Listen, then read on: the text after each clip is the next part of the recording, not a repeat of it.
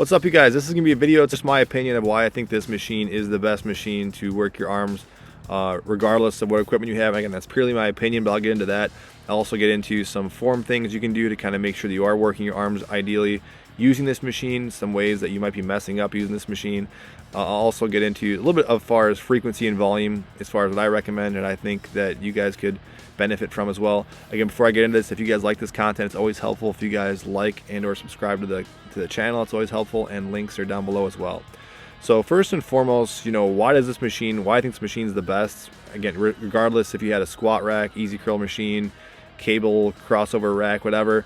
Again, I have gym membership. I rarely go, especially I have a pair of dumbbells as well at the house, but I rarely, as regards specifically the arms, and this isn't always the case with all body parts in this machine, but for sure the arms shine on this machine, and I think a lot more so because of this kind of line of action and the tension that you can distribute on the arm.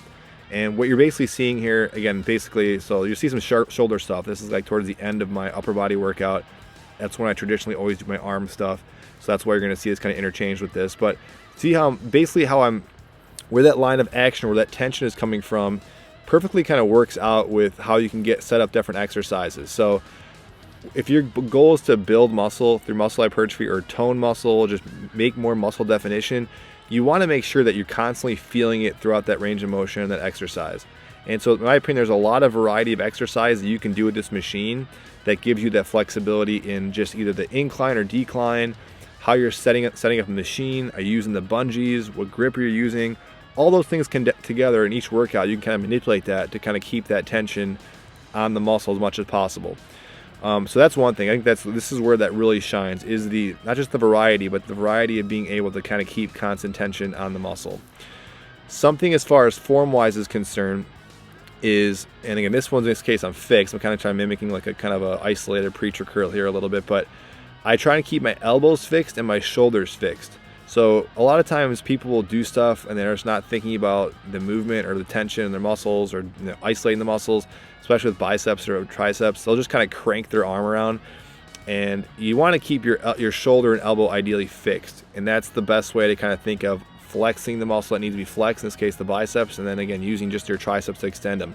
So in this case here, I get my elbows are fixed to the side, shoulder blades are kind of pinned there. I kind of bring my forearm all the way up as much as I can, then fully extend it. Now this is a good example of an exercise where the tension makes a big difference, because if that last tricep extension, even this one too, if it feels like it's hurting your elbow, just lower that tension. It's better to keep it really light and isolate that muscle as much as you can than feel like you want to crank out heavier weight. I wouldn't worry too much about having this set idea of like low weight versus high intensity, making it heavy versus like high repetitions. I do whatever it is. I mix it up between both those variables, and then just kind of putting in total volume in the individual workout to make sure I'm actually kind of feeling that muscle and feeling that muscle tension throughout that range of motion. So even here, even though I'm setting up a little bit higher, I'm kind of still keeping my elbow kind of pinned to the side, and that causes me to kind of really isolate my biceps as I do that exercise.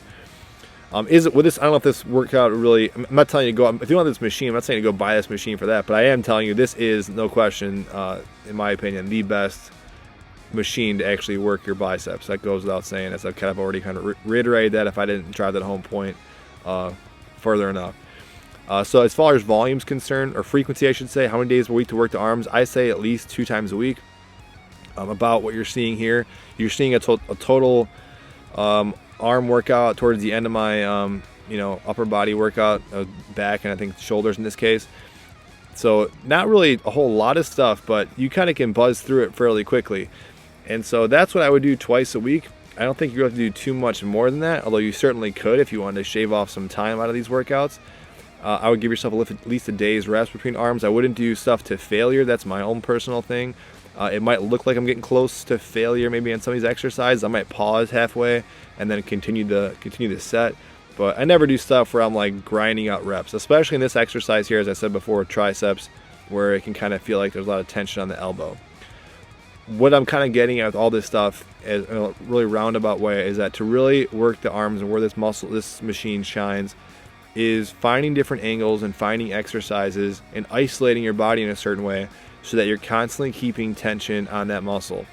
it might feel like you're at a really low setting and it feels like, well, this feels almost too easy and you're kind of almost cheating with your shoulders.